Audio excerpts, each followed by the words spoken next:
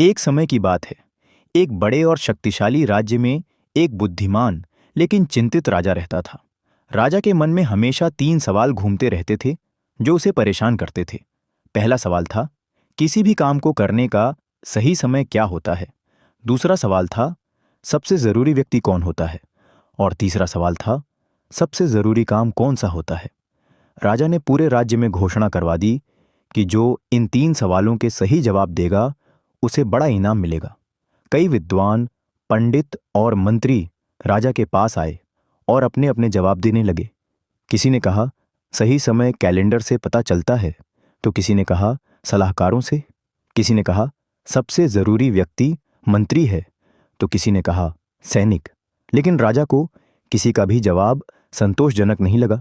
तब किसी ने राजा को बताया कि जंगल में एक बहुत बुद्धिमान साधु रहता है।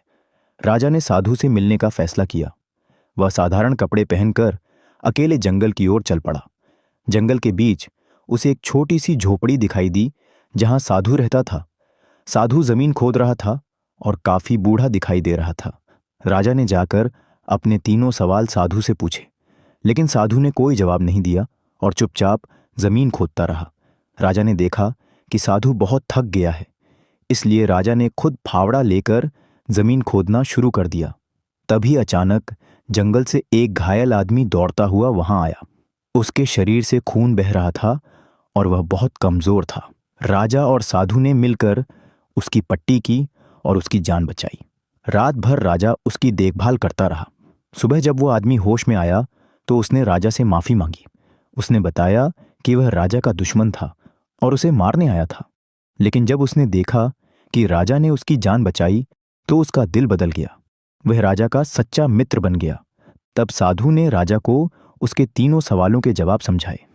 साधु ने कहा, सबसे सही समय वही होता है जो अभी चल रहा है। सबसे जरूरी व्यक्ति वही होता है जो उस समय आपके साथ हो, और सबसे जरूरी काम है उस व्यक्ति के साथ भलाई करना। राजा को आखिरकार अपने 3 सवालों के जवाब मिल गए और वह संतुष्ट होकर अपने राज्य लौट गया। मोरल: हमारे जीवन में सबसे महत्वपूर्ण समय अभी का समय है। सबसे महत्वपूर्ण व्यक्ति वह है जो हमारे सामने है, और सबसे महत्वपूर्ण काम है उसके साथ भलाई करना।